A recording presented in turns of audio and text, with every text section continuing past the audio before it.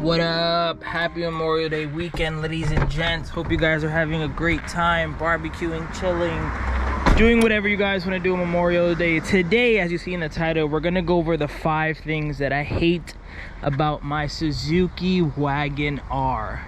So I already made the 5 things that I love about the Wagon R. If you want to watch that video, click the corner right now. But what I usually like to do is I like to name the 5 things I hate immediately after. But I'm not gonna lie, it was kind of hard to find 5 things that I hate about this car. But now that my Bravo honestly is kind of sold already, I've been driving this car more and more just so that car can stay safe back there, and I've developed some things that are kind of annoying, and then some are like actual genuinely things that I hate about this car, which is like, okay, this is not fun.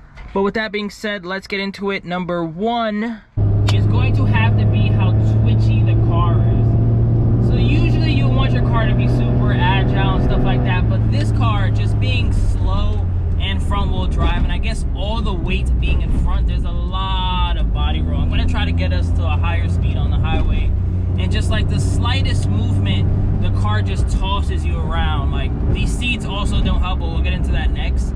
But the car is super twitchy, like way too twitchy. Like, let me see, I'm gonna keep driving right now so you guys can see. Right now I'm going 70 kilometers an hour, so that's like, I don't know, 40 miles per hour. I'm not really going fast, but I'm telling you, like, look at my hands if you can really focus. Like, the slightest movement and the car is just all over the place. And it's cool, like, it's cool when you want to like cut up and go in and out of lanes, but a car like this, I'm never really going 60 miles per hour and like cut it up. Like, no one's really doing this in a car like this. But let me see, there's a bunch of turns coming up. Going 80 kilometers an hour. I'll get into number 2 also. We're gonna get back to number 2, but number 2 is that the ride is also not comfortable. I'm kind of off my little high where I thought this was the greatest car ever.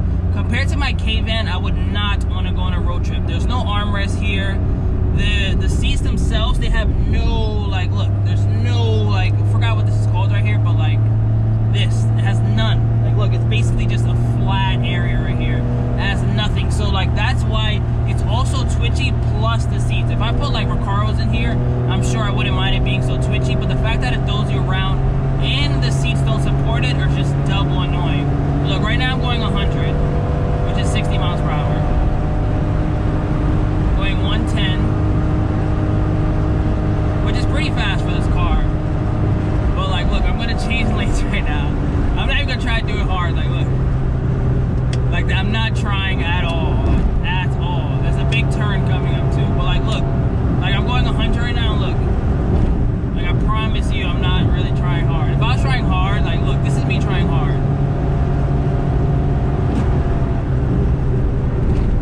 That's me trying hard. And that wasn't even really me trying hard. But do you see how much my body is just swinging all over the place? Like, it gets very annoying for longer drives. For, like, if you're just cruising, like, going 20 miles per hour, you don't really feel it as much. But, like, I use this car as my daily at this point. So, like, turns are just normal. I'm gonna be turning on the highway, and I just, every time I have to turn, I'm like, oh my god, I have to do it the slowest way possible. Like, I need to get into a lane like this, because if I do anything like that, the whole car is just freaking feels like it's gonna tip over. But that's number 1. Number 2, like I was saying though, is how the ride quality is not very comfortable. I wouldn't compare it to a K-truck. It's not that bad.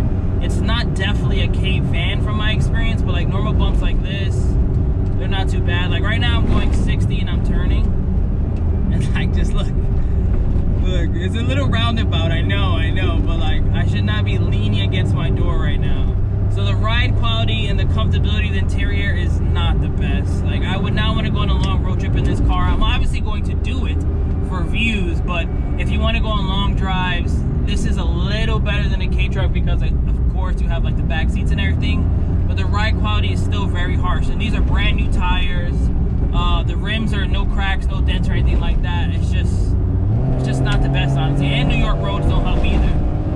All right, number 3 is kind of petty, but it is something that I can say that I hate about this car, because there really isn't too many things I hate about this car, but it has to be the window switch locations. So most window switches, as you know, is that they're next to each other. They're not parallel like this. So when I'm driving on a normal drive like this, you know, cruising, I want to put the window down. I naturally just go like this, and that window goes down. I'm like, oh, that's annoying. So you have to go forward. Like when I want to put the window down, I need to do this, and then put my hand forward, and then reach here. So it's just a little annoying. Like, I've never been in a car where the window switches were parallel to each other, especially when there's only two. So that to me is kind of the third thing that I hate about this car.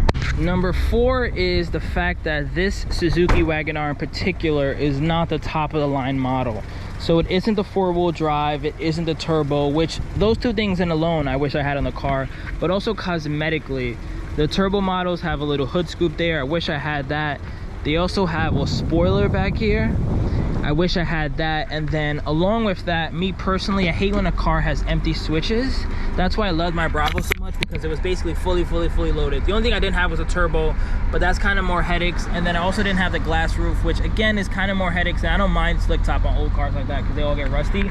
But I have empty switch here, empty switch here, empty. But just looking at these are like, the curiosity kills me. I even hit up Chris and I was like, what do these do? And I think these for him are also empty, but one of these are for the power windows back here, because this one is manual. So like, you know, things like that just drive me insane. I'm someone who is very curious, so like I need to know what these do, and that's kind of annoying. And don't get me wrong, I would love to have 4-wheel drive. If I had 4-wheel drive, it kind of goes back to number 1. The car wouldn't be so twitchy. It would actually be super cool. But that's number 4. And then before we get into number 5, this one is an honorable mention, because I would love for someone to be watching this video and let me know what I'm doing wrong. And it's the fact that I cannot get this AC controller right here to go to this side. I cannot get it to blow on top. You see? It doesn't even go here either, but like if I switch to this, how can I make my vent blow out of here? Like, that's really all I want to know. Look, AC on, but I can't get it to blow up here. It only does here and in my feet, and I can't get it to that side, and I can't get it to this side. What, if anybody's watching this, am I doing wrong? You see? Can't go here, and I can't go here. I only have 1, 2, 3. I know the Jimny was weird like that too, but it at least let you move. Like, air didn't come out of there, but like, what is going on? I don't know. I really don't know. It kind of pisses me off because it was really hot the other day and I could only have the AC blowing like this, and it did basically nothing because ACs already in K cars aren't the best. So that was just extra annoying. But now number 5, which is another bittersweet one, and it's the fact that it is automatic. So I feel like when you have a stick car, they're just fun. You could have a stick Kia Soul, you could have a stick freaking anything. Any car that is manual, in my opinion, is a fun driving experience because you get to rev it out, you get to do that at random moments. Like, you kind of just get to do cool things. You get to be in and out of traffic, cutting up. This car being automatic, I love because anyone can drive it. Sitting in traffic, I'm chilling. I don't have to worry about shifting a million times. But it also is pretty boring.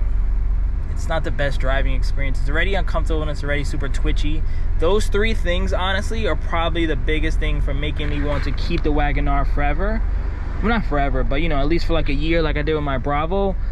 And, of course, you know, if something goes wrong, it's going to be really hard to find someone to rebuild this automatic transmission or to order one from Japan. Those 2 things are kind of very scary. You could always get a clutch somewhere. You could always get that repaired, but a whole automatic transmission is not very likely. So those are my 5 things. Don't get me wrong, I love the Wagon R. I love all the cool little features like this. Come on, you got a basket here. I love that there's a drawer down here. Come on. I love that it sounds good. The exhaust gave it a really nice point. Wrap coming very soon. I just wanted to make a quick video today for you guys. Raffle coming soon too. I'm not 100% sure how it's gonna go down just yet. I don't know if it's gonna be HVNY, maybe A44.